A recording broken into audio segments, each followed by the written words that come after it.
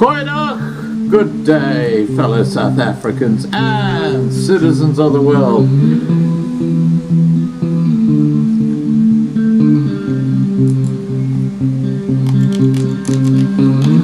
I've been looking around for salvation. I've been looking around for the truth. All around me I see frustration, and I looked all over till I found you. I sit and listen to your stories, and you're telling me, please don't worry. Lot in this world you should know, and love in life is where you should go. If you're looking for somewhere to go, if you're looking for someone to know, if you're looking for someone to guide you, then love in life will guide you. Goeienaand, good evening, fellow South Africans and citizens of the world. And yes, it's been a long time, hasn't it? Well, my eye condition has not improved, unfortunately, and as I mentioned in the side chat, I'm over 70 years old now, and as anyone who is over 70 can attest, things start going pear-shaped, and it's not much fun getting old. But that's enough about me. I just want to say to the family, it's great to see you here tonight. Thank you for joining us, and I know it's been a long time since we've had a live stream, so a lot of people will have missed it, but it's great to be back. And I do just want to do a shout out to Nat Quinn. Now, Nat looks after basically the site at the moment. She's doing a fantastic job. She sends out the daily email, and We've got quite a lot happening now on the site. We've got videos that we put up probably 3 or 4 days a week. And one of our new presenters is a fellow by the name of Johan Erasmus, who's very, very knowledgeable on South Africa. And he's going to be holding the discussion tonight with Jack Miller, who's the leader of the Cape Independence Party. Before I bring them on, there's just something I'd like to share with everybody, and that is one of my favorite subjects. Let me show you.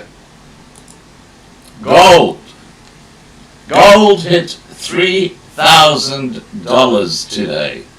Silver is over, these are US dollars. Silver over $34. Now, the predictions are that gold is going to be about $3,500 by year end, and silver could well go over $50 US by year end. I mean, those are the predictions they're making.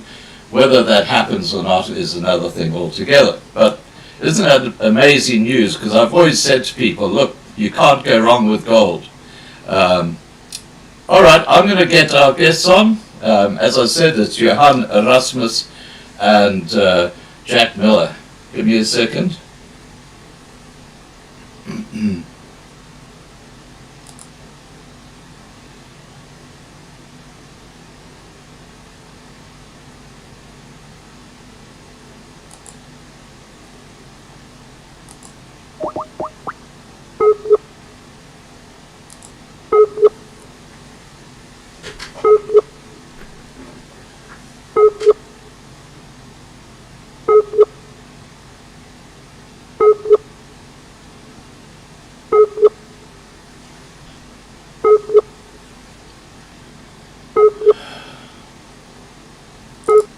I'll try again. We did do a test call, and okay, I'll just say, Jack, can you check?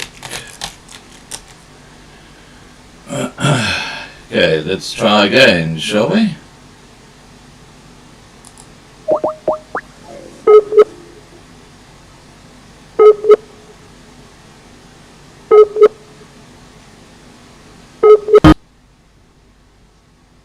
Hi, Jack. Hi, Scott. How are you, buddy? I'm well, and you, my friend? Excellent. Good to see you again. You too. I'll get Johan on and we can get the show on the road. Beautiful.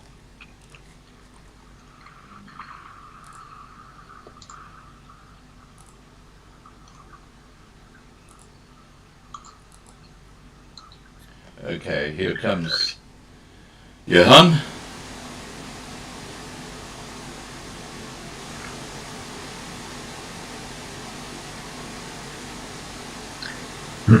Scott, Yeah. what is the framing going to be like for the? I'm going to go into speaker view, so whoever's speaking will be on the screen. Yeah.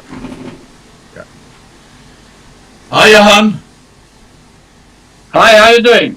Excellent, thank you. Excellent. How are you doing, buddy? Just a moment, let me just sort out and see where my speaker is. Okay, and we need your camera on. How come you're on my phone and not on my laptop?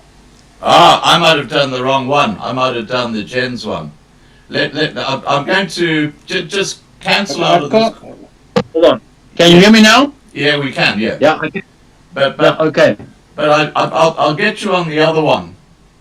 So, Yeah, get me on the please. yeah. So just cancel out of here, Okay, thank you. and I'll call you back.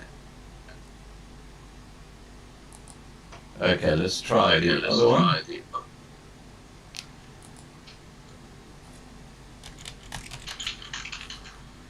There we go. That's the one I was looking for.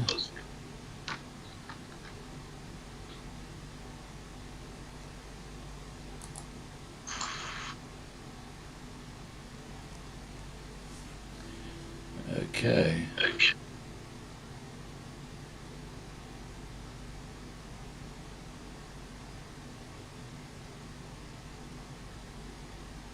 Sorry to everybody watching, but we're slowly getting there. It's been a while since I've done this. Right on. Hi, Johan. You there? Can you see? Yeah, this is much better. Yeah, well, we eventually got there. There you go. Yeah. All right. Good. Johan, the ball's in your court. Off you go. Okay, what do you want to know? I'm going to talk to Jack Miller about Cape Independence. Exactly right. Yeah. Okay, I'm from Cape Town. I was born in the Vincent Peyote in Pinelands many moons ago.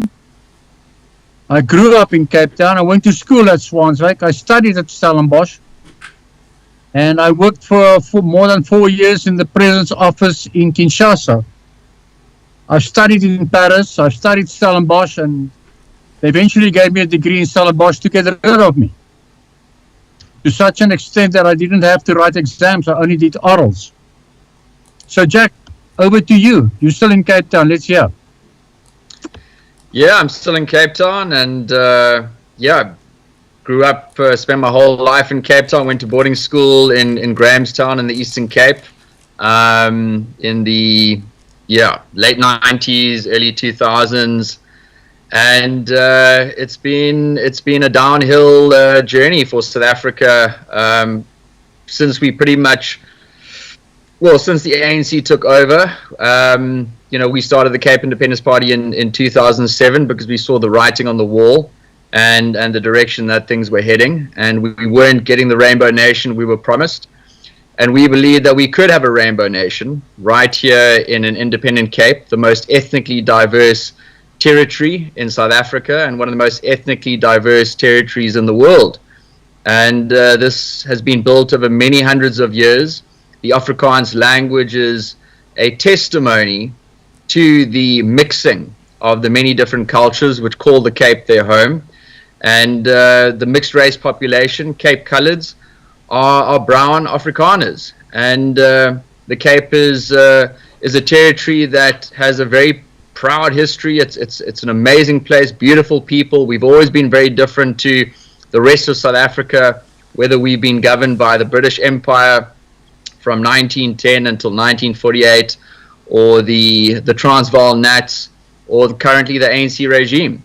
And so we would like to put an end to the colonial construct that is called the Union of South Africa, which was imposed on us by the British Empire. We didn't vote in it. The British Parliament voted for it in 1910. And we believe it was a mistake. And everyone that's been trapped within its borders for the last 100+ years have suffered as a result. And we need to put an end to it. Well, you're quite right. I mean, everybody, when you say Cape is different, I know. When I land in Cape Town, I'm the first back in Cape Town from the airport, because the way they drive, my Cape Townian brothers, I don't know where they learned to drive, but they are atrocious. But the main thing is coming back to Cape independence. It's a thing that's been on the cards many, many years. And the discussions have always been the difference between the Cape and the Transvaal. Okay, I live in the Transvaal because the people have treated me well, and the Cape was too slow to my liking in any case. So when I came back from abroad, I settled down at Transvaal, and many things have happened. Ian and Scott have been talking quite a while, and I see one of the things that you've been saying, you're very taken with the election of Donald Trump, and I think you're quite right. But it's not for me to comment further. I want to hear your views, and then I'll elaborate. Can you carry on?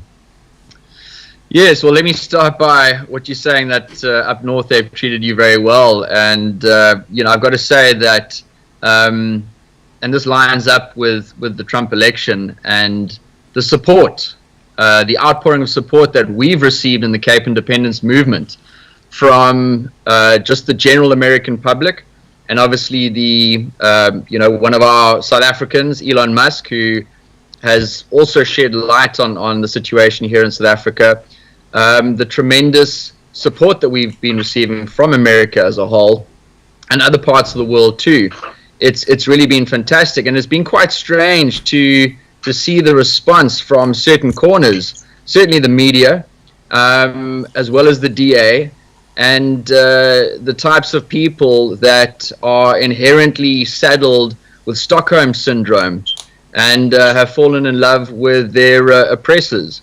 So I'll expand on that more in a little bit, but in an interview I did with a few secession movements around the world recently conducted by Calexit, a Californian secession movement, I said, I needed to say thank you to President Trump, thank you to Elon Musk, and thank you to the American people for the attention and the spotlight that they put on the ANC. It's not the first time that Trump has done this. He did this back in 2016, and he was the first president in America to highlight what was going on in South Africa. A few years later, I believe it was also the Russian president, President Putin, who also called out the ANC on what was happening to South African farmers, and he too offered preferable immigration status into Russia. And we've also had commentary from parts of the Australian government highlighting some of the atrocities that are happening in South Africa. So we're very enthused by this new energy, which has come like a hurricane through the world. And I think it's important. I think things need to be shaken up, and as uncomfortable as it can be for some, the only way we're going to get out of this mess, and if the frogs that are being boiled to death are going to jump out of the pot, they're going to have to jump out of a pot that they realize is heading downhill fast. And for decades now, we've been on a slow decline, and I think what we've seen in the last 2 months really is that the entire kitchen table's been turned over, and all of the corruption and everything that's being exposed is really shaking things up around the world, and it lends well for Cape independence. Just to mention to you, you know, talking about the frogs, you know, of course, that the bullfrog has got teeth. I don't know if you know that. No. And the Cyril Ramaphosa's reference to the frogs, there's a lot of bullfrogs around. Oh, Cyril doesn't know what's coming his way. But the main thing is, you know, a lot has been said about Trump, and a lot has been done in the situation to create a false narrative around him, as well as Elon Musk. Elon Musk is brilliant, and he takes no nonsense. And he's quite right to say on Starlink, I don't want BE. Now that I see the Chinese are bringing out their own Starlink as well. So it works like that with technology. You've only got a 2-year gap. But when I look at the situation, you know, when Aaron's Roots went to the USA, and thereafter AfriForum and Solidarity, and Aaron's breaking away. Aaron's is for me the more aggressive guy, the guy who's very well educated.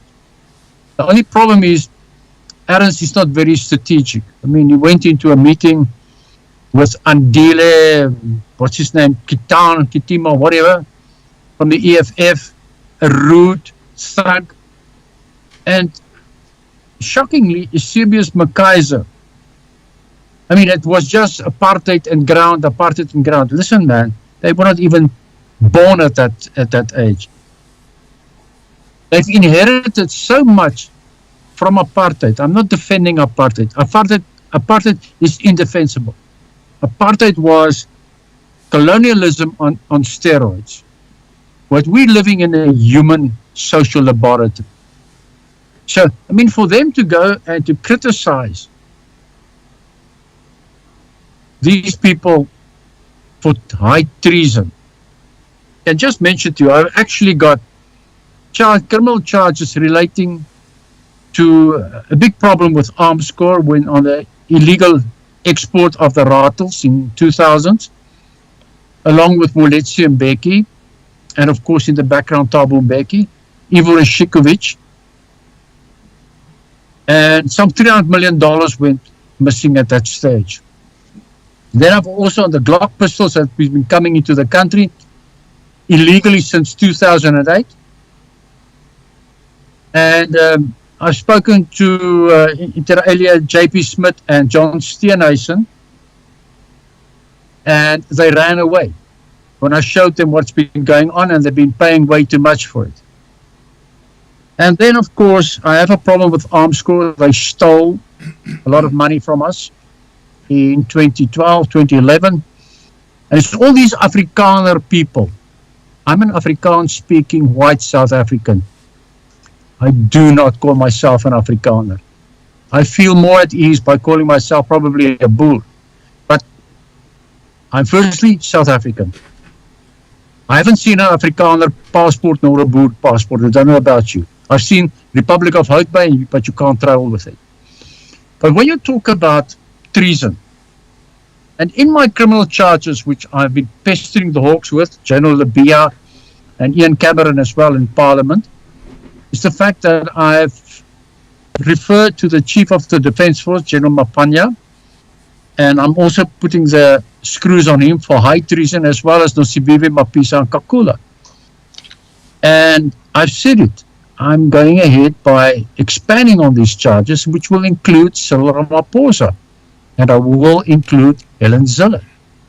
Helen Zille knows what was happening. She's been representing the New World Order along with Ronald Lamola. But that's enough. I will talk about that on LLTV on my weekly chat. But I would like to know, what is your view from the Cape independence crowd? What is your view about the treason? Because remember, it impacts directly on you. Yes, absolutely, and I think Aaron Roots has been fantastic. He's been a shining beacon, an outspoken voice that I think we need more of. I think he could be even more outspoken than he is. I frankly feel some of the commentary I've heard in the last few weeks has been very mild, very watered down, and I find the treason charges against AfriForum and Solidarity absolutely laughable. I think it's absolutely laughable. I mean, ourselves, the amount of court cases that we've had against the South African government, whether it was the Aziko Museum, when they had that artwork that said F-U-C-K, white people, F white people, F white people, and we challenged that in court, and the judge ruled no, that's not discriminatory, that's not hate speech. And I mean, AfriForum and Solidariteit, they've taken a number of issues to court against the ANC, and all of our organizations have more often than not had the same response from the ANC, and unfortunately often from the courts. I mean, how the Human Rights Commission and how the courts can rule that Dibulu Ibunu, kill the white farmer, kill the Boer, is not hate speech. I mean, what planet are you living on? It's sick. It's absolutely sick. And the gall of the ANC and the EFF to sit there and act like they haven't been doing anything for the last 3 decades, to ostracize and to prejudice and discriminate and persecute white South Africans and non-black South Africans. I think it's absolutely ridiculous. So the fact that the light is now being shone on what's happening in South Africa, and that's all that's changed, is that the international community is now, there was a very good article talking about the ANC broadcast in 2 frequencies, and one frequency being for an international audience and one frequency being for a local audience. And so the international audience frequency hasn't changed since 1994. It's Nelson Mandela's dream of a rainbow nation, and everything's perfect here in South Africa, and the ANC can do no wrong. Whereas here in South Africa, the frequency that they broadcast on is absolutely genocidal language. I mean, the language that we've heard from Julius Malema, Jimmy Manyi, Andile, and various ANC officials, how can you view that language other than genocidal and calling for genocide, or at least falling short of calling for genocide? Sorry, we're going to be talking a very long time the way we're going now, but please carry on. I love it. Fantastic. Yes, so these claims of treason against AfriForum and Solidariteit are absolutely ridiculous. And if anyone's guilty of treason, first of all, let's define the word. What is treason? Treason is the betrayal of or causing harm to a country. Well, I think it's difficult to identify any individual or organization that has caused more harm to South Africa and South Africans other than the ANC government and the EFF and others like them. So if we're going to lay charges of treason and talk about who is bringing the country into disrepute, that is not a charge we can lay against AfriForum or Solidarity. That's a charge that the ANC will have to sit with, and they're very uncomfortable now that the international community has shone the light on them, and they're having to answer some very uncomfortable questions. And you see social media, all these videos of these ANC and various other politicians singing songs, kill the Boer, and then you look at the actual numbers of murder in the country and murder of Boere, of Afrikaans farmers. Well, the numbers speak for themselves. I'll go into those numbers a little bit later. But the ANC, changing the education rate down to 30%. That's treason. That is absolute treason, and that's why we want to make the Cape an independent country. Because I don't want to raise my children where 30% is an acceptable pass rate, and then the ANC and the government goes around and blows their trumpet saying, "Oh, look what a great success we are because we've had this amount of students pass this year." Yeah, because they dropped the pass rate to 30%. Do they look in the mirror and think that that's okay? It is ridiculous. So anyone who is even entertaining the idea that AfriForum is guilty of treason and that's somehow lobbying international organizations or governments is illegal, I'd love to see the law which states that. And it's exactly what the ANC did during apartheid, and it's what people need to be doing now to hold the ANC to account.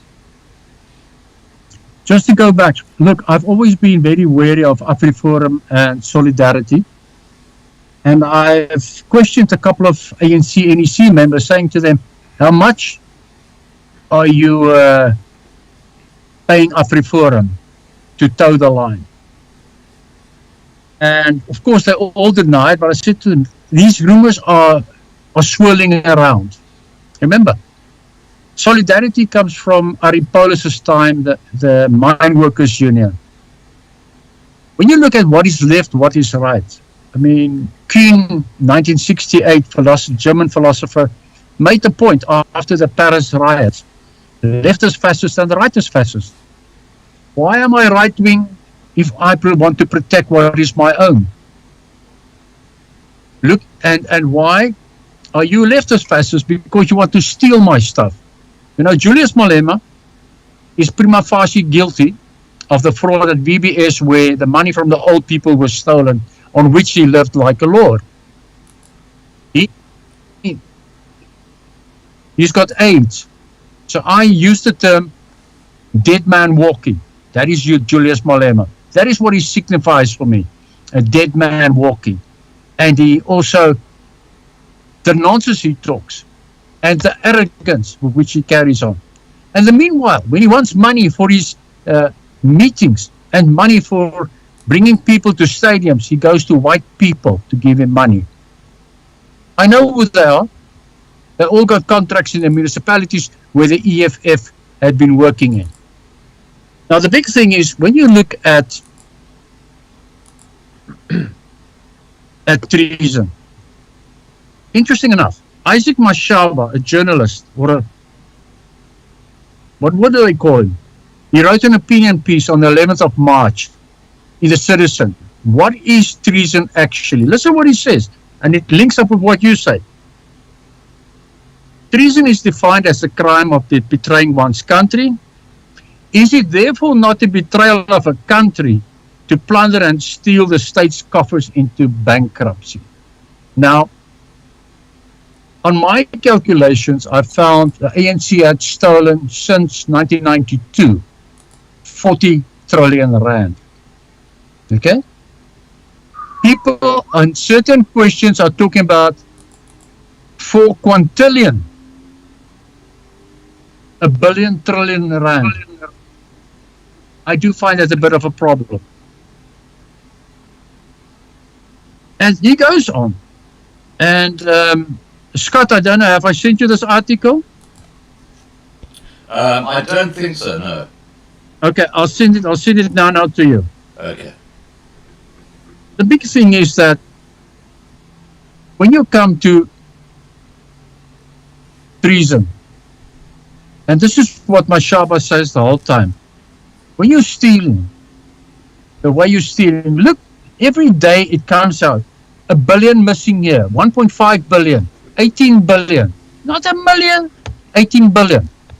The municipalities are being destroyed, and it's all for one simple reason, because they want Marxist control. Remember, on a philosophical level, Marxism doesn't exist. Marxism is deemed socialism. Oops, sorry guys, we've just frozen. Just see what happens there. Jack, can you hear me? Yes, I can hear you. Well, while Johan is frozen, there are a couple of little things I just wanted to run past you. And Yeah. the first one is, we were talking about Elon Musk. Yes. Now, have you ever thought about approaching Elon about getting a donation for Cape Independence Party? Because he's obviously very, very involved in pushing South Africa's case to Trump. And when Trump gets angry, well, you saw what happened to Zelensky the other day, and you see what's happening to Ukraine. I mean, they're a dynamic team, And Yes. you are a perfect partner for Musk, because you are basically. I'm going to bring Johan back in again. Oh, he's back. Okay. Yeah. So, hi, Johan. Welcome back. Did you have load shedding? Johan? Yeah, we have a problem, but now can you hear me? Yeah, I can hear you. Yeah, yeah. But your camera's off. Oh, there you go. Okay, so you've got load shedding, have you? Yeah. So I'm on my phone now. Okay. Well, look, before you go on, I just asked Jack a couple of questions while you were away. Jack, do you want to respond to that comment about Musk and Trump? Yeah, absolutely. We would love to. We would love to. I can't talk too openly about what avenues we're approaching, but certainly that is something that we are doing and we're engaging in. Obviously, these people are very busy and they've got a lot on their plate, but we're certainly doing our best with the channels that we have to engage as much as we can and to interact with as many people that are central to the administration and central to bringing attention to what's happening in South Africa. And we would actually like to take this opportunity, I suppose, to put a call out there to anyone who would want to assist us with that. We're absolutely open to engaging with Musk's team, with Trump's team, with any group around the world, any government around the world that wishes to support us and bring attention to what's happening in South Africa, because the ANC needs to be brought back in line. And even Nelson Mandela said, if the ANC ends up to do the things that the apartheid government did, we should punish the ANC just as they punished the apartheid government. And I think it's very difficult to argue in today's day and age that the ANC is fighting for a rainbow nation. We haven't heard them use the term rainbow nation for perhaps over a decade now, and they've replaced rainbow nation with kill the Boer. So we certainly would love to open up channels of communication with Musk, with Trump, with any government around the world. We also don't want to. We believe that an independent Cape should be friends with everyone, and just like countries like Singapore and Switzerland, there's no need to take the bait when it comes to getting involved in conflicts in other parts of the world. And I think that we need to have good working relationships with BRICS nations, with the Western nations, with Europe, with African nations. We want to have good relationships with other parts of South Africa. We're strapped to this continent, and we have many centuries of history in this continent. And we want to have good relationships with the Khoisas in the Eastern Cape. We want to have good relationships with the Zulus in KwaZulu-Natal. And we want to have good relationships with the Sothos in Lesotho, and the Namibians and the Botswanans, etc. So yes, we're open to engaging with anyone, and anyone that would like to assist us in opening up more channels, please contact us at cape@capeparty.com, and we will certainly take up those opportunities. And just before Johan takes over again, for anyone listening, and there are a lot of people watching right now, if you can, perhaps if you know someone who has contact with Elon Musk, perhaps you can act as the go-between and put Elon in direct touch with Jack Miller, because I think the synergy there would be fantastic. Back to you, Johan. Okay, just going back to Elon. Elon built a massive lithium battery factory in Kenya because we just couldn't build it in South Africa. First of all, the BE legislation, and secondly, the incompetence. I mean, in Cape Town, you've got the Port of Cape Town. The South African operators at Portnet are the most pathetic, most incompetent in the world. And it's all thanks to Cyril Ramaphosa, a cupcake according to Ngwaku Ramatlori, calling for cater deployment. Eskom, Kuberg nuclear facility, before 1994 had 350 personnel. Today they have 2,200 personnel. Has the work increased so much? What is the problems with having so many people? The first thing in the Cape, you've got to stop the immigration. There's unfettered immigration, and I can't emphasize it too much. The problem with such immigration is it is leading to your natural resources being depleted much faster than normally would have been. In the meanwhile, the Eastern Cape is going to the dogs. Look at the videos. Look at what is happening. As I say, all the municipalities are being destroyed for a centralist control. That is what it's about. But Elon Musk and Trump is not the magic wands. They can open the door. They can help to break it down because America has got a moral responsibility. They and the rest of the world wanted this to happen because F.W. de Klerk, I call him the prostitute from Potchefstroom. There's many reasons therefore. In 1992, he already sold out to the New World Order. And South Africa is a testbed for the New World Order. Ronald Lamola and Helen Zille is representing the New World Order in South Africa. Look what happened in COVID.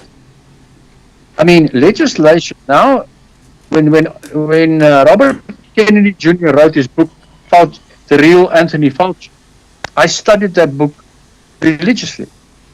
And to see what's happening now, Cyril Ramaphosa announces a 94 billion investment from the EU, along with one of the biggest criminals in the world, Ursula von der Leyen, from the EU. She's being investigated for 38 million doses of vaccines, for which 1.8 billion euros were paid, which went through her husband, and which she channeled towards him.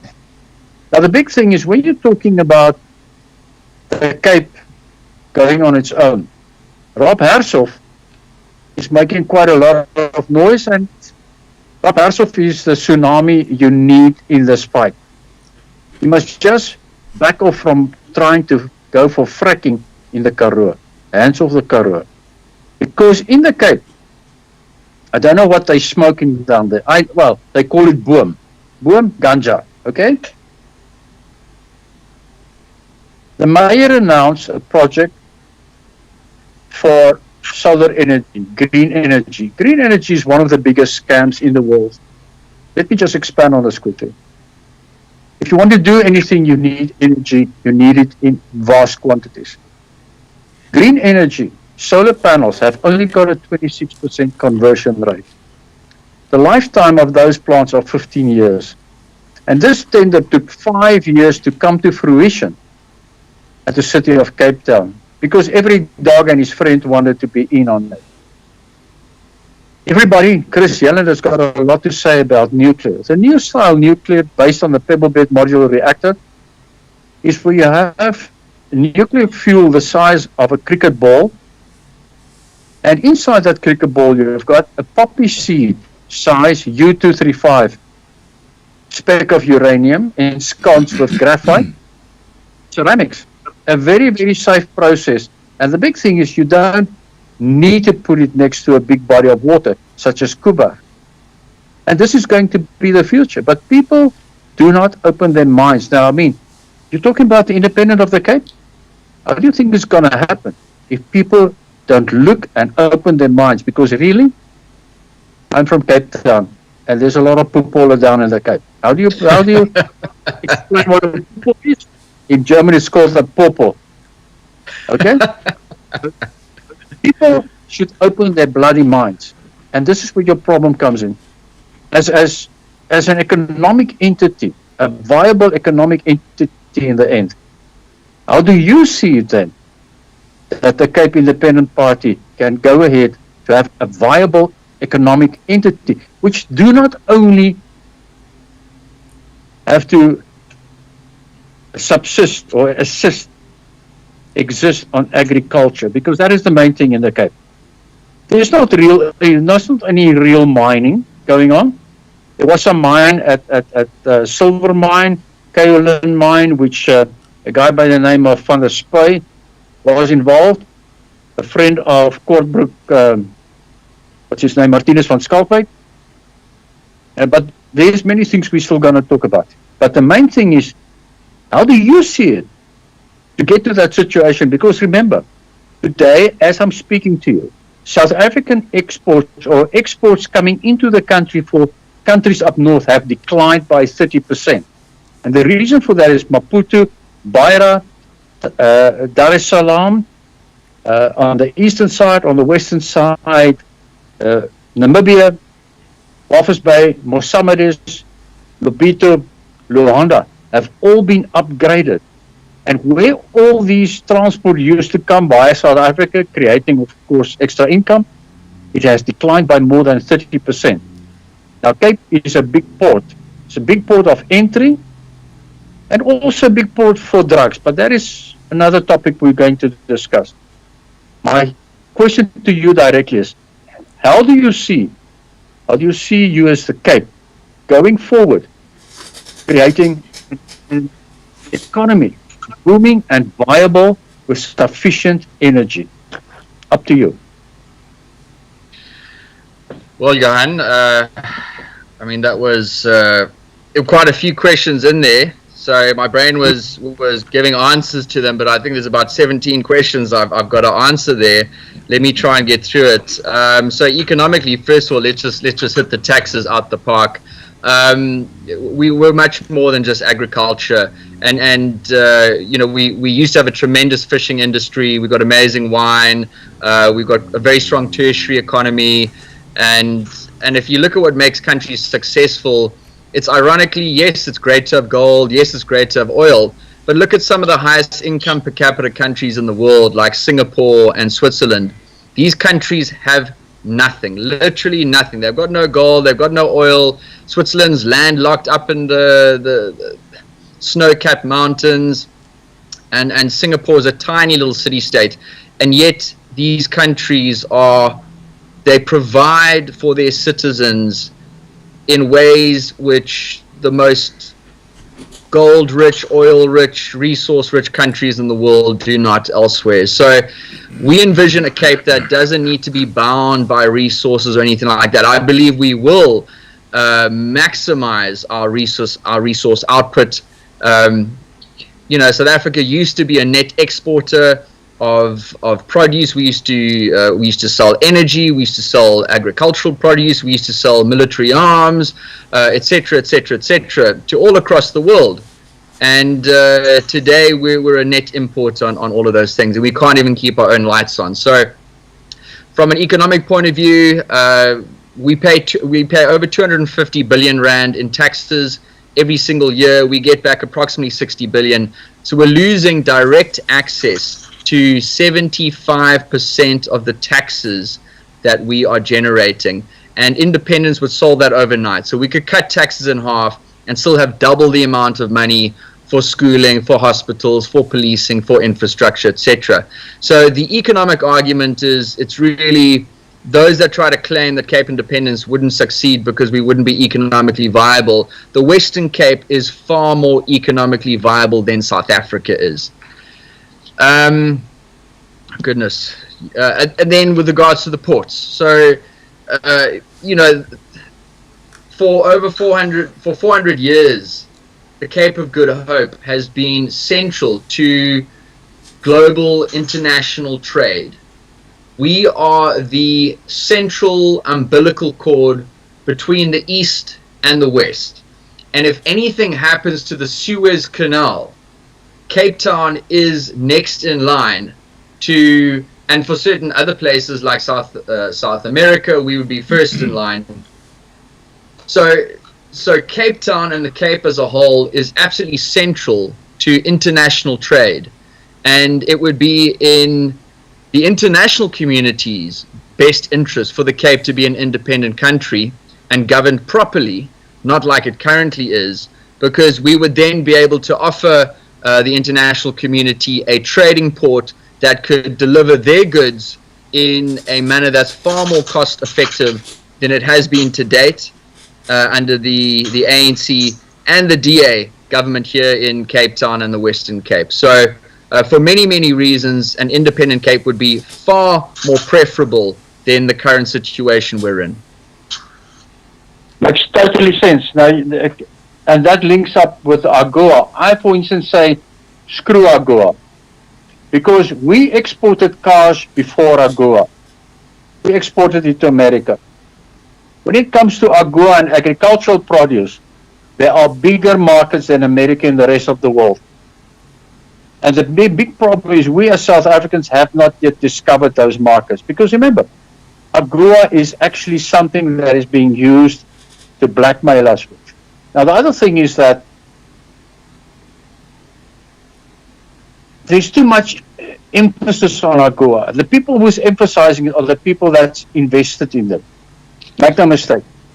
Nobody can give me the figures for what it costs to set up Roslyn, for what it costs to set up the vehicle parks in Uitenhage, the benefits that flowed to the companies, the tax-free benefits, the electrical benefits. Oh yes, they created jobs and they pulled in people, etc., etc. But nobody can tell you, and every National Party minister was involved in this benefiting scheme. I mean, it's not a new thing. But the damn thing is, none of them can answer me and say to me, what was the cost thereof? Now they want to tell me, AGOA is the ultimate. AGOA is not the ultimate. And the one other thing is, Trump can afford to take the ANC apart. Because one, the ANC, South Africa is less than 1% of world total economic turnover. Literally. So, by hitting on South Africa, it's not like hitting on Russia or on China with massive repercussions. And the other thing is the ANC has obliged with their corruption. Make no mistake, the Cape does have its very much own corruption as well. That is a fact. But the main thing is, what I've found in the Cape is people tend to understand it much better. Here in Pretoria, the black detectives sit there in their positions and they complain to me and say to me, I've been 19 years in this job. I'm not voting for the ANC anymore because I never get promotion.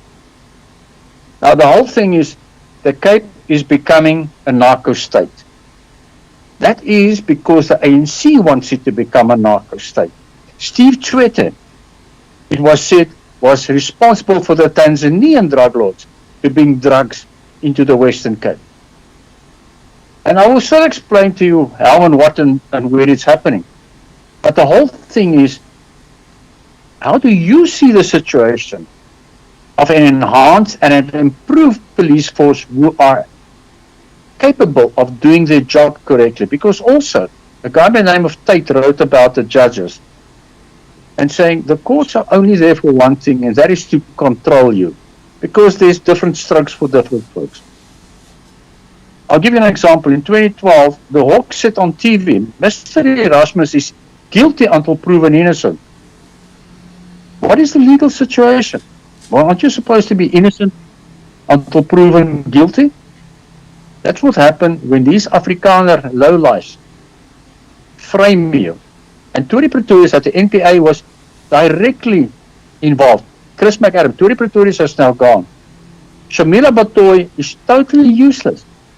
And I'm not saying so. Go and read the newspaper. But the main thing is, how do you see in getting an administration functioning? Because Alan Windey doesn't cut it for me. I spoke to him in 1999 when he was still a councillor in Plettenberg Bay, and he didn't have a lot of guts.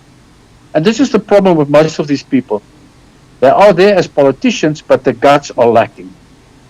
You are standing up and you're making certain points. Remember one thing. You're going to have a lot of people cheering for you, but the same people are going to stab you in the back in double quick time. How are you going to counter this? Because this is what is going to happen. And you and I are going to talk a lot because you have got a viable situation, but it's not going to be an easy thing to happen. Because remember, 250 billion in taxes, of which you only get 60 billion. The rest goes into a pit where it disappears. So how do you think you're going to make this happen? Because you need support second to none. You need support. Went into Crossroads, went into Langa. Not with police escort, he went in on a crime fighting issue.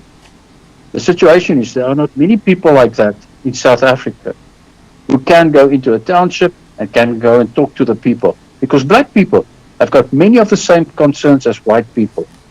And this is the problem. They do not understand what the ANC says about the white people is actually destined for the black people.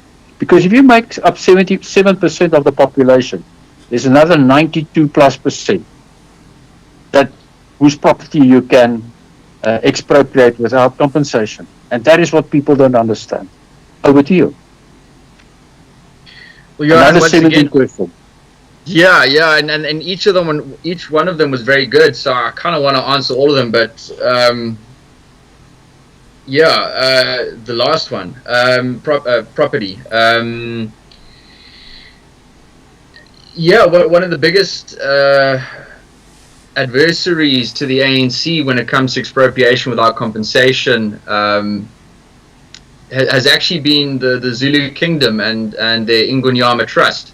And the Ingonyama Trust is under threat from being taken over by the ANC. The ANC does not like the Zulus having control over that much territory and that much land. So you're right. What a lot of these black Nazis on social media don't understand is that these ANC policies are going to bite them a lot worse, and it's going to end up hurting everyone. Streaming software So onto YouTube, and you can see people interacting. So it's nice. Yeah. Sorry, Scott, are you?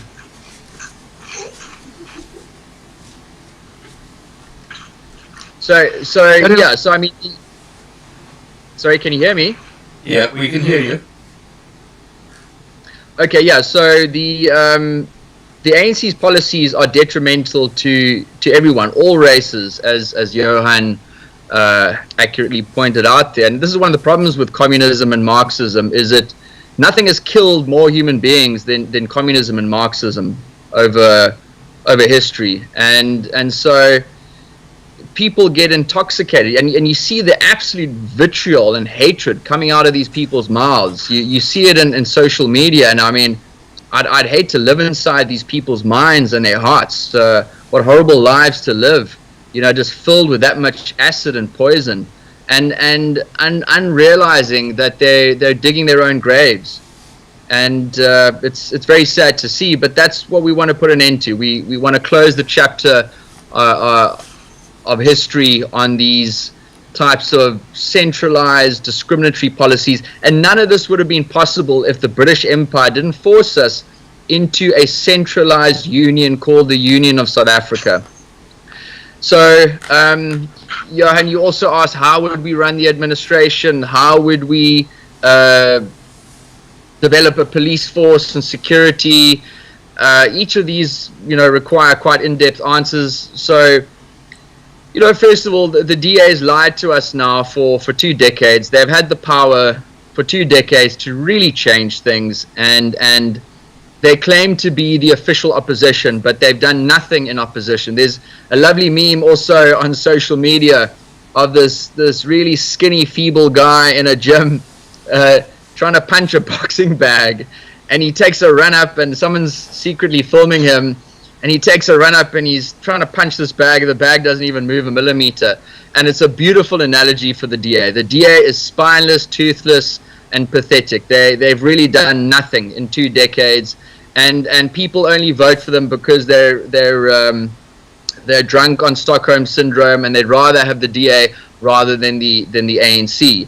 But the DA, frankly, what have they done? What have they done in the last 2 decades? to oppose the ANC. And here, when they've been their most powerful, here in the Government of National Unity, we've just had some of the worst racist legislation getting imposed in this country under the watch of the DA and the other members of the GNU. So I frankly hope that voters finally wake up and knock the DA underneath 50%. We've got two problems in this country: the ANC on a national level and the DA on a provincial level. And frankly, the DA will thank us when we knock them underneath 50%, because if we can form an alliance with them and just teach them how to be a proper opposition, then there's many people, I know many people within the DA who are very much in favor of Cape Independence Party policies and are sickened by how the DA has allowed the type of degradation. There's less degradation here in the Western Cape, sure, but goodness me, if you look at how things are now to what they could be, we're sinking fast. And if we don't cut the cords with the ANC and cut the cords and set free the lifeboat to break away from the sinking Titanic, the Western Cape is going to go down with the rest of South Africa, the rest of Azania, which is going to be exactly like Zimbabwe. So it's up to the voters to take a stand, and I think there's a great opportunity now. I think the Stockholm syndrome is beginning to wane, and I think people have grown tired. They've given the DA a chance, and they've given the DA a chance, and they've given the DA another chance. And I think we could be getting to a point where people look for a stronger voice to represent them in government, and we certainly hope that that will be the case. And we look forward to fighting these issues in a manner that they need to be fought, and not taking a lukewarm approach that we've seen the DA do for now 2 decades. Johan, can I just take just something related to what Jack was just saying there, and it relates to the DA. Now, it's quite clear that the DA, and as Johan has correctly said, Helen Ziller is under the control of Open Society Foundation, which is George Soros, and they are the New World Order, so they like control. Now, the problem we have in the Western Cape is the influence of Johan Rupert, who is very clearly tied up financially with the Rothschilds.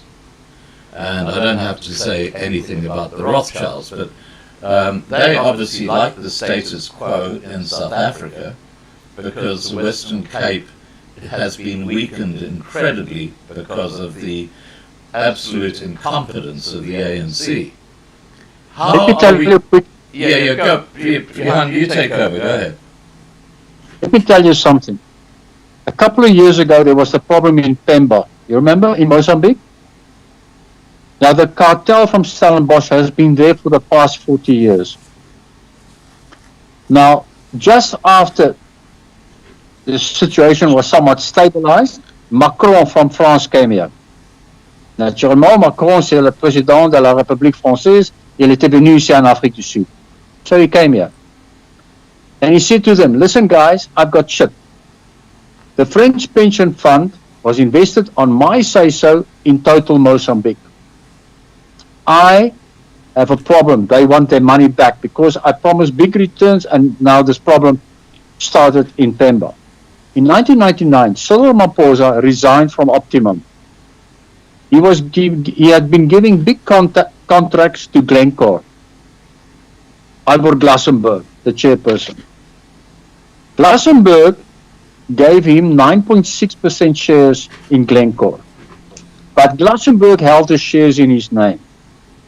After Macron came here, the Kuwait Investment Fund bought the shares in total Mozambique in order to bail out Macron, and then the shares for Cyril Ramaphosa was sold by Glassenberg on the open market, and the proceeds was used to buy the shares in total Mozambique on behalf of Cyril Ramaphosa, Jeff Radebe, and Patrice Motsepe.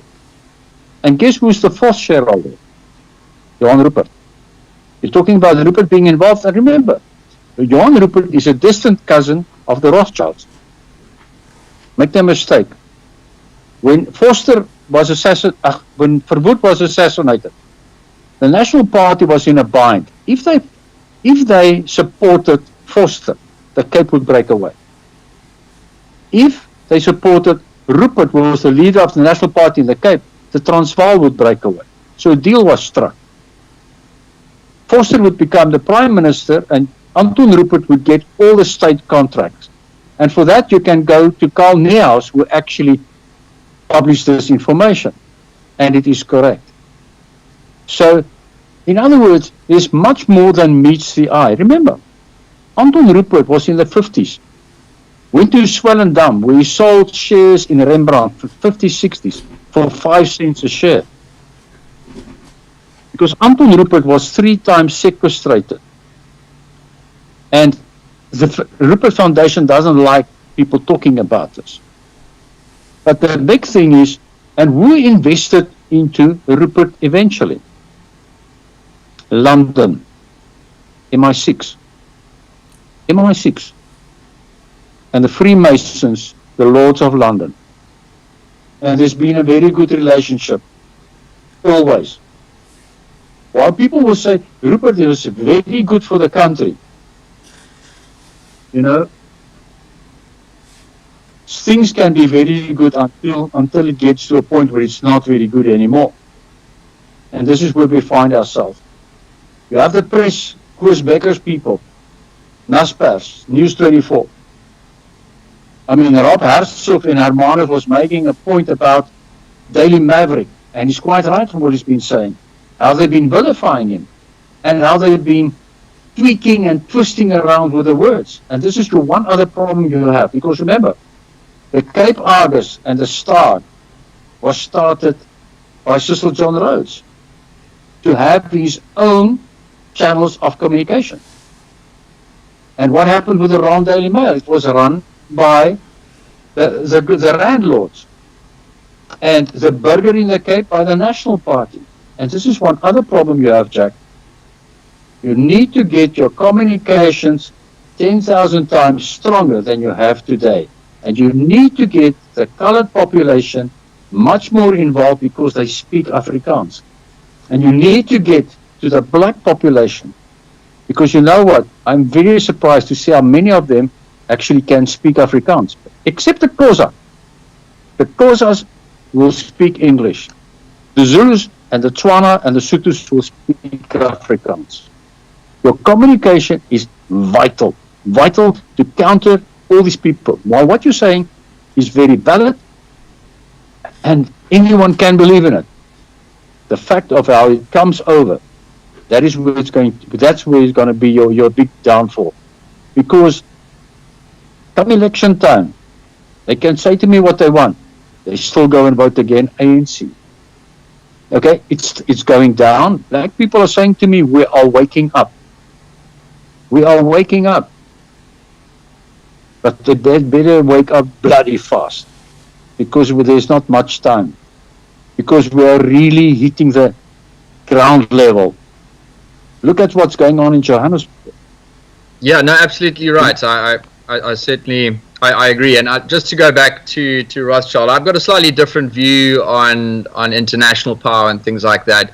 I think when you talk about large money like that, essentially large money is opportunistic, looking for massive trends in the world to shift. And if you think about one of the ways the Rothschilds became so wealthy, it was about hedging their bets between France and England. And the reason they had the competitive edge is because they had the best network of communication. So they knew who won the war before everyone else did. And then they shorted the market and bluffed it and did tremendously well. So I would say that one needs to understand the incentives and the motives of different groups and entities and people. And I think if you can find a way to bring together a common interest or if you can merge incentives amongst different groups, you can find an outcome that's suitable for everyone. So I would urge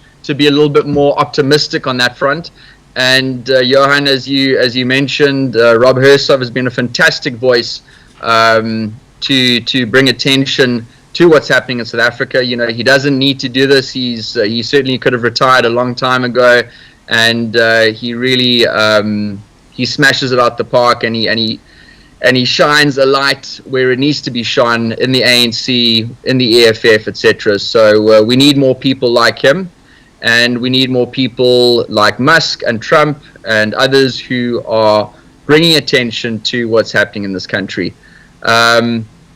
So yeah, I just wanted to go back a little bit and put a bit more heat on the ANC with regards to their attempts to weasel out of the bed that they've made for themselves over the last 30 years.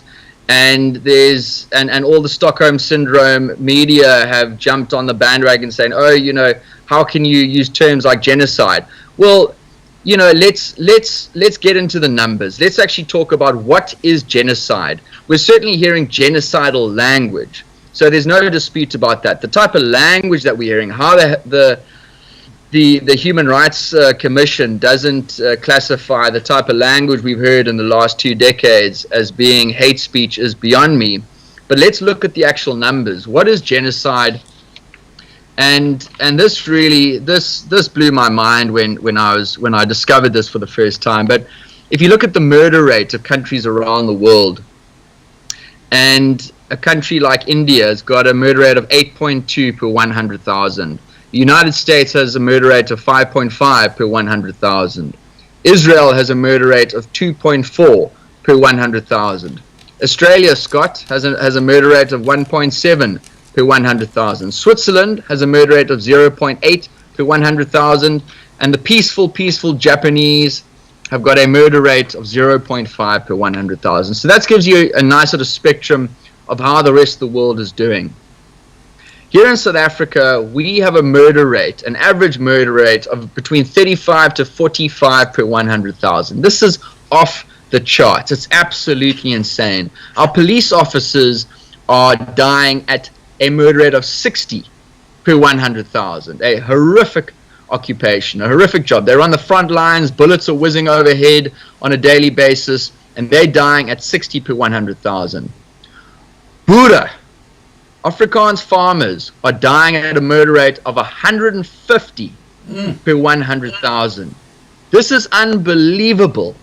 When the murder rate in Iraq was 40 per 100,000. Afghanistan, I'm going through war zones here, 46 per 100,000. Yemen, 61 per 100,000. Ukraine, 64 per 100,000. Somalia, 34 per 100,000. Syria at its peak, 139 per 100,000. So the people that want to say, oh, everything is absolutely fantastic in South Africa, there's no land invasions, there's no expropriation without compensation, there's no farm murders going on, well, how do you explain those numbers then? And if you don't want to use the word genocide, what word do you want to use? But whatever word you want to use, it's unacceptable and it has to stop. Exactly. That's one of the points that I've been making so many times. People such as saying expropriation without compensation, it's nothing to worry about. Everything goes about. When I saw with Eusebius McKaiser, apartheid and ground. And interesting enough, the farmers being murdered, my question has always been, who's buying up the farms? And one answer I got was that P.W. Becker, who's been a CIA agent since age of 90, he's now in his mid-50s, 94's election, he was running to the Free State, to the Suidlanders, but now he's working on Pala as an advisor to Cyril Ramaphosa. His cousin, Maria, in the Nel, has been acting as a front and using the Nel's IT systems to zoom in on these farms. And they're buying up these farms for next to nothing. Now, they're not only people. But the main thing is, what is happening is we have a lot of vultures that's carrying on. And they say everything is all right. It's like Louise van Rijn. Nicky Newton-King, and Wim de Villiers in Stellenbosch. Now they apologized to Wilgenhof and the Wilgenhof alumni, but they caused the damage, and they're still in their positions. Stellenbosch has been going to the dogs. My alma mater. It's time to start fighting, but you need to fight strategically and tactically. And brains will always beat brawn. I promise you, it is always that. This is not picking up of farms. That's why I like what you're doing, and I will be there to support you, and I will be there to show you how to make it happen. Because even if the courts are corrupted today as they are, and we will discuss this later on, there are ways to make sure the court functions. Believe me, have you ever heard one advocate, one attorney standing up when Penny Sparrow was sentenced to 2 years in prison for being a racist? Not one bastard stood up, and I'm calling them bastards, because what do they bring to the table? They sell words and empty promises. And this is one of the professions where we have the biggest consumption of drugs and occurrence of pedophilia. A sorry state of affairs. And in the Cape, you have a problem. When Sloppy was the judge president, how the Cape advocates tolerated him. I'm not saying Sloppy is an angel. Neither do I say everything he did was wrong. But the big thing is, the white people in the Cape should start pulling up their socks. And the Indians, the Cape Malays, and the coloureds, and the blacks. Because the problem is people are living in silos. You know what I mean? How many people in Cape Town have been in Khayelitsha? I've been there. How many people have been in Langa? I've been there. In Transvaal, how many people have been in Soweto? I've camped out there at one stage. Alexandra. The problem is that white people do not know what's going on. Now you've got all these people, the nomads, hitting on Cape Town, pushing up prices. Because the foreigners come in, they stay for 6 months here and they bugger off again. This is quite their right, because they paid inflated prices for their properties. The big thing is, what you have embarked on is much, much bigger than what you imagine. I don't know if you've done an organigram, but luckily you've got now AI. You can use AI to actually start looking this and getting everything for you into place. Can you imagine if you have an AI program to trace corruption, how fast it will be? And there was a case like that. There was a case like that with AI, which they used on Brian Molefe.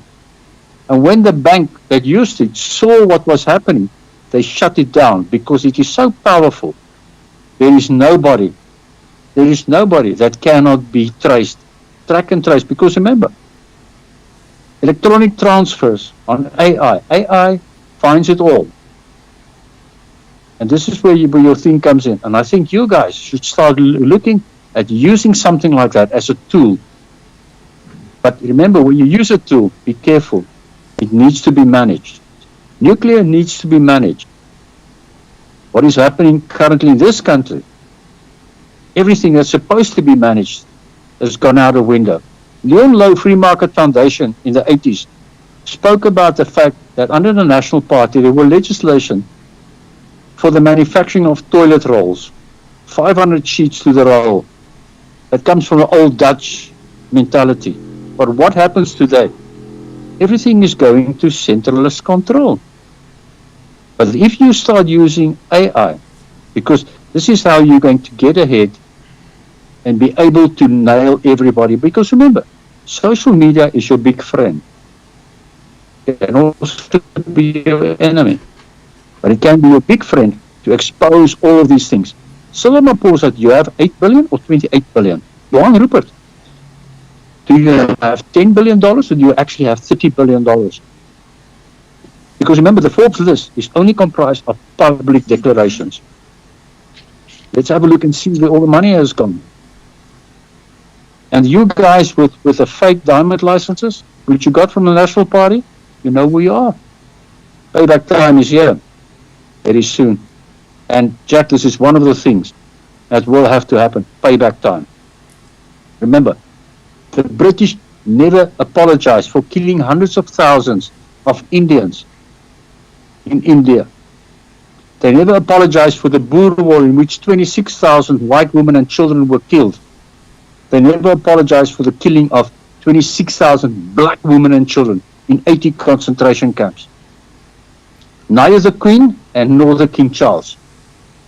I think it's time. Don't tell me you invested money. Money is not everything. I don't know what you want to say to that, but that's a fact. Yeah. Well. Yeah. I mean, it's just one of many reasons why we need to put an end to the situation. That it's gone on for way too long, and the British controlled South Africa from 1910 until 1948. The Northern Vaal Nats controlled it from 48 until 94, and the ANC's controlled it from 94 until now. So every regime has its time span, and I think we're getting to the end of the ANC regime's time span.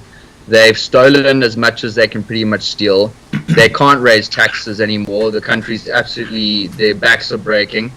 We're at a point where there's nothing left to steal, and there's nothing more to break.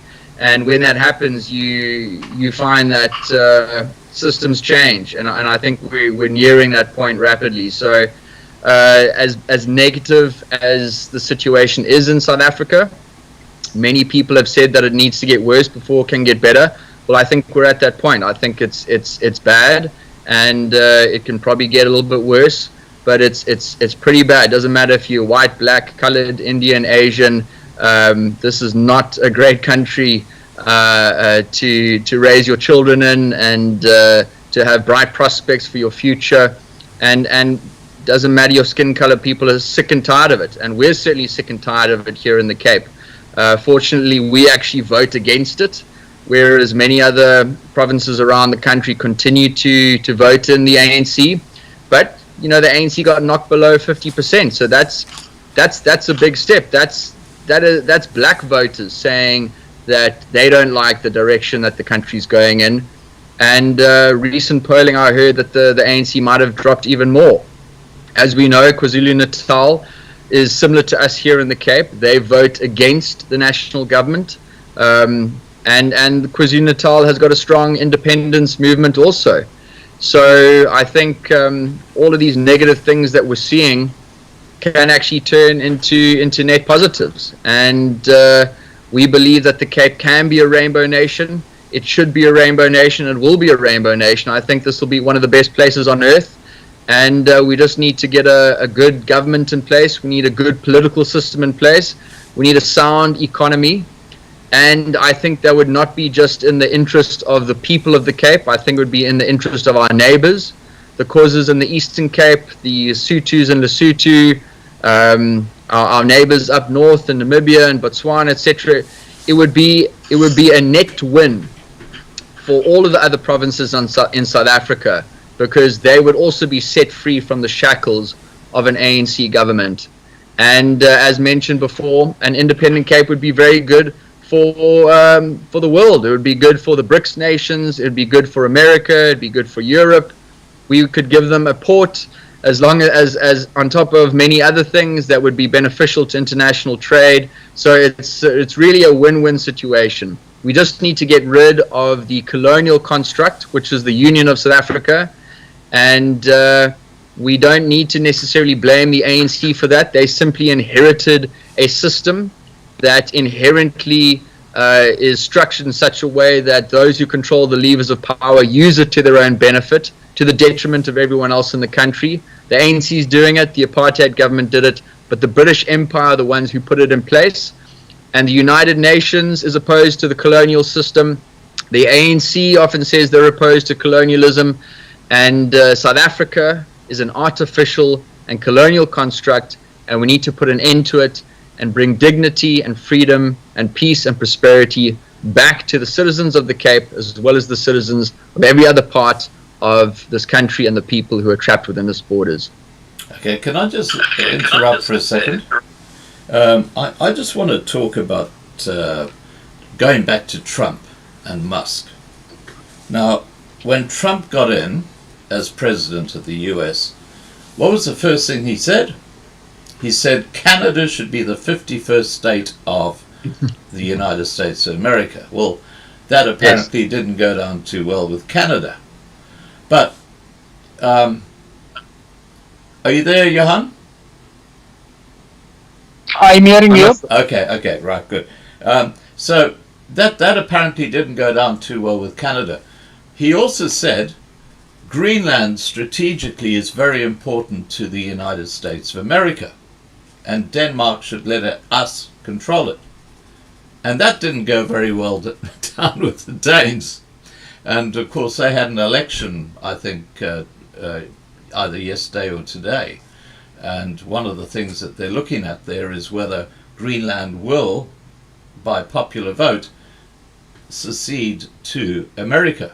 And what America's doing is they're saying we're going to pay each citizen, there's something like 52,000 citizens in that horrible place around the North Pole, they're saying we will pay each citizen $1 million. Now you talk about a sweetener. Okay, so this is something to watch. Now, why is Trump doing that? Because of the strategic position of Greenland. Now, when you consider that fact and what he's doing with the Panama Canal, he's basically said, get the Chinese and their road and rail or whatever it's called out of here. And now you see BlackRock has bought the two ports that were once under the control of the Chinese from that company in Hong Kong.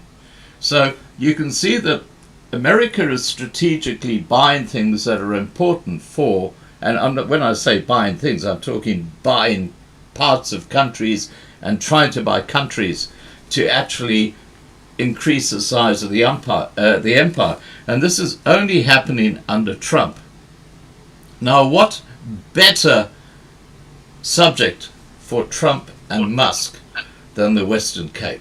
Because as you've said, as Johan has said, the ports going around the bottom of South Africa, that is such a strategic part of their total strategy. I mean, I just cannot see Trump and Musk, if they were given the opportunity to become involved in a political party, that if it was funded with a lot of money, could actually force through Cape independence. I can see that being, it's a natural synergy. Sorry, yes. Johan, I interrupted you. Back to you, Johan. I just wanted to raise that point, though. Yeah, okay. Absolutely right. Very good. But the main thing is, they tried to assassinate Trump twice. There are going to be new attempts on him and Musk. May they not succeed. And Jack, don't you fall under a bus, okay? You've got a big role still to play. So get your things together. I think we should call it a wrap till next week. Are you in agreement? Well, I'm sorry, Jan. I've got a few questions from people from the side chat who've been watching. I'd just like to put those on to Jack, and then we'll wrap up. Yes. Okay. So Greg has asked, will Cape Independence really work if Pretoria and the Voortrekker Monument are not part of it? Yeah. Yeah, die groot trek weer Kaap toe. I mean, that's what we're seeing. We're seeing a lot of people actually, coming down to the Cape because they're fleeing the tyranny of the ANC-controlled areas.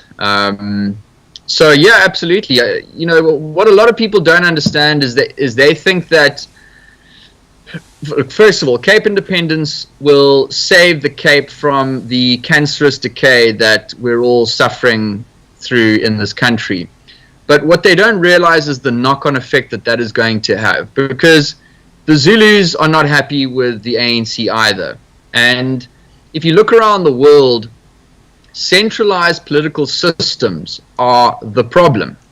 So if you want to raise income per capita and improve standards of living and all of the knock-on benefits that come from something like that, you want to have a government that is as close as possible to the taxpayer, to the voter, to the community over whom those decisions are being made. This is why decentralization, if South Africa is to remain as a unitary state, the only way it can work is if we adopt a federalist constitution.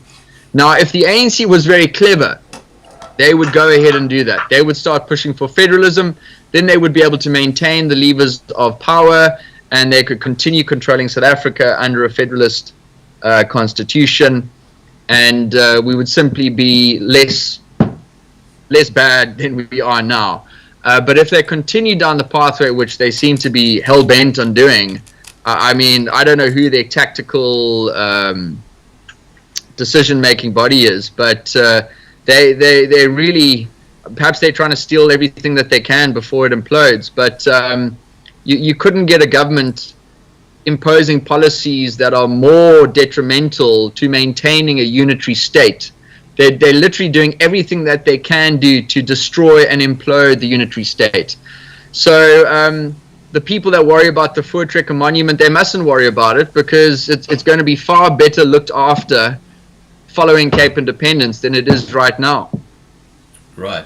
Well, I've got to say that the Voortrekker Monument is probably the best looked after. Sorry about that. Yeah, I've got to say that the Voortrekker Monument is probably the best looked after museum or historic site than anything else in South Africa. If you look at the, for example, the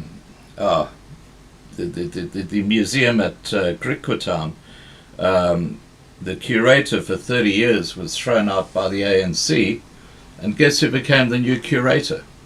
The cleaning lady. No, the cleaning lady. I mean, and that's a fact. But, you know, so when we look at icons like the Voortrekker Monument, when I last saw it, it was beautifully maintained by the Afrikaners and the Boers. Now, I've got one final question for you, Jack. Inov Rupley has asked, he wants to raise a point about the deep water concessions along the west coast for oil and gas, like the Babezi gas field, also west coast pelagic fisheries. Do you have a comment to make about that? Yes, I mean, that amongst many other things. You know, the Cape has got tremendous resources, so I'm not too sure where he's leaning with that question. But yeah, when it comes to secession and negotiating with the former state and other states, you know, negotiations are important to come to an amicable agreement, and we're pretty sure that the ANC will accept the terms. Well, I mean, frankly, they won't have a choice, but you know, we want to have good relationships with the rest of South Africa, and you know, all the resources that we have are things that we can use to become wealthier and wealthier ourselves. And with that, we can produce more energy, and we can sell that energy to other parts of Africa, particularly other parts of currently South Africa, which perhaps might become Azania or various independent states. So resources like deep water oil and things like that, these are all assets that we can use to strengthen our position and to actually reach deals that are amicable to everyone involved. Right. Now, I've got one final question. And then I'm going to pan back to Johan to wrap up the live stream with you. And the final question is from Michaela, who says, I saw a headline today that the United States Embassy in Johannesburg is closing down. Now, if it's closing down in Johannesburg, wouldn't it be fantastic if it opened up in Cape Town? Yes, it would. But they have a representation in Cape Town. Yeah, but if they move the main embassy to Cape Town? Main embassy is in Pretoria. Well, if they close that one down too. Yeah, it would be sending an interesting signal. It would be. About the American embassy in Pretoria. Any embassy must large plans for an embassy building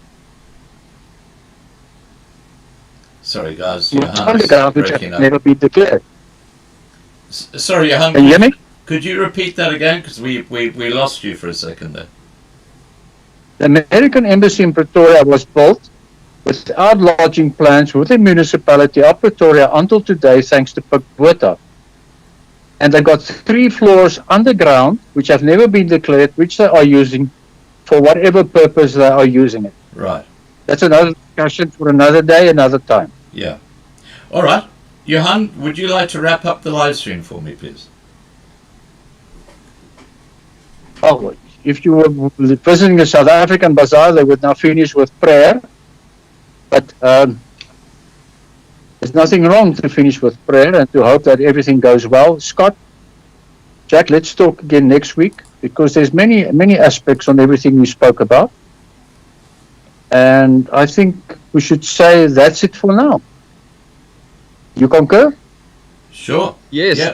thank you very much, Johan, and thank you very much, Scott. It's absolutely great to hear your voice again, Scott. And I know you've had a few issues on your side. I just hope your health is strong and really great to hear your voice. You sound very positive and very good. So it's great to connect with you again, and I look forward to connecting again in the future. Thanks, Jack. Good. All right. Johan, Jack, thank you so much for joining us this evening. And look, I just want to pick up on what Johan has just said. Are you, Johan, happy to host a once a week live stream like this? Yeah, I've got no problem. Okay, and you've got some guests you can bring on as well. Absolutely. I've got Tersha de Klerk on human trafficking. I've got Laurie James Petersen on cyber and on cybersecurity. And we can talk to many other people. Yeah, well, look, we've got a lot of contacts as well, and we've had Rob Herself, who you've spoken about tonight, on live streams in the past. So we can go across the whole spectrum. I've done thousands of live streams. All right, guys, thank you so much. And for everybody watching, here's the latest news. We will be working towards doing a weekly live stream. I won't be the interviewer. It'll be Johan, who's been doing a great job tonight. But I certainly will be, I guess you could call it the host, just sort of keeping the whole thing together because I understand how this technology works. Alrighty. Good night, guys. Good night, Scott. It is nice. Enjoy yourselves. Okay. Cheers. Thank you. Oh, well, bye-bye. All right, guys, that was Johan Erasmus and Jack Miller from Cape Independence Party. Please do share this video widely. We haven't done a live stream now for, it's going on for 9 months at least. So we had a really interesting turnout. We had up to about 40 people on YouTube, but well over 100 on Loving Life TV. So, it was a good turnout for something that we've been out of for a long time. And so watch out for the live stream next Friday. And what will happen is that we will put up the details on lovinglifetv.com a couple of days beforehand. And if you haven't registered on lovinglifetv.com, then you won't get our daily email. Now, Nat raised a very good point. Gmail.com, if your email's at gmail.com, you will not get the daily live stream because they censor Loving Life TV. You know what YouTube did to Loving Life TV historically. They're still hammering us because of, I've got to be careful. I'll call it the pestilence, okay? We'll call it the pestilence. Right, okay, I'm going to wrap this live stream up. Have a great evening, everybody, and take care. Bye for now.